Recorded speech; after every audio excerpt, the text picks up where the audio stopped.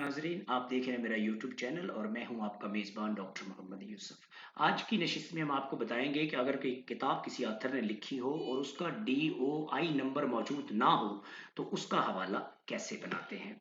ये देखें जी, ये एक जर्नल फॉर्मेट है रेफरेंस बनाने का ऐसी किताब का जिसका DOI नंबर मौजूद ना हो। सबसे पहले ऑथर ऑथर कॉमा ए, ये इसके इनिशियल और मिडल्स है, ये लास्ट नेम है। फिर डेट है 2019 जब ये किताब पब्लिश हुई है। और फिर टाइटल ऑफ द बुक है, ये किताब का टाइटल है जिस नाम से किताब पब्लिश हुई है। और सोर्स के अंदर पब्लिशर इंफॉर्मेशन है, यानी पब्लिशर नेम है। या हम जो है ऐसी किताब जिसका DOI नंबर होता है उसका DOI नंबर देते हैं। क्योंकि ये ऐसी किताब है जिसका DOI नंबर नहीं है या URL नंबर नहीं है, इसलिए सोर्स इंफॉर्मेशन में सिर्फ पब्लिशर नेम जो है वही आता है। अब ये एक एक्चुअल जो है author book without A DOI number from most academic research database और प्रिंट वर्जन, यानी ऐसी किताब जो प्रिंट वर्जन के अंदर मौजूद हो और जिसका DOI नंबर मौजूद ना हो, या किसी डेटाबेस में मौजूद हो लेकिन उसका DOI नंबर मौजूद ना हो, उसका रेफरेंस कैसे बनाते हैं। तो ये देखें, ये जब मैंने फॉर्मेट बताया तो आपको मैंने ऑथर यानी ऑथर ए बताया। तो ये देखें, ये ऑथर का लास्ट नेम है बर्जस कोमा, और इसका ज़ाहिर फर्स्ट नेम है और बर्चस लास्ट नेम है। उसके बाद ब्रैकेट के अंदर देखें 2019 है, ये वो साल है जब ये किताब पब्लिश हुई है।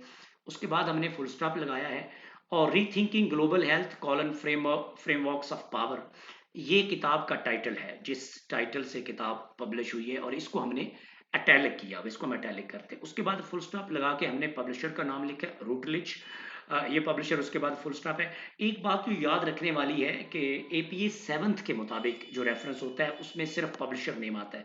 इससे पहले जो APA 6 होती थी उसमें नेम ऑफ सिटी भी आता था कि वो किताब कहाँ से पब्लिश होती थी, वो आता था, और फिर कॉलन के बाद पब्लिशर आता था। लेकिन APA 7th के अंदर जो है, जो मैं आपको अभी बता रहा हूँ रेफरेंस बनाने का तरीका, इसके अंदर टाइटल के बाद फुल स्टॉप लगाने के बाद पब्लिशर का नेम आता है।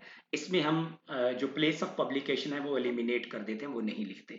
तो आप इसको देख लें, ये ऑथर नेम है, ये ईयर ऑफ पब्लिकेशन है, ये किताब का टाइटल है, फुल स्टॉप है, और उसके बाद पब्लिशर है रूटलेज। ठीक हो गया। ये है ऐसी किताब का हवाला बनाने का तरीका जिसमें DOI नंबर जो है वो मौजूद नहीं है।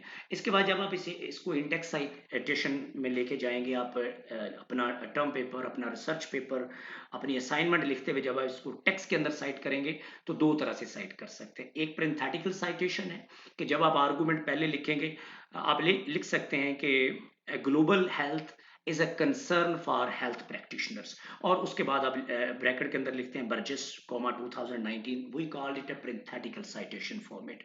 लेकिन अगर आप ये लिखते हैं कि Burgess 2019 identified or described that global health is a concern for government across the globe, तो इस तरह के साइटेशन स्टाइल को हम नैरेटिव साइटेशन कहते हैं।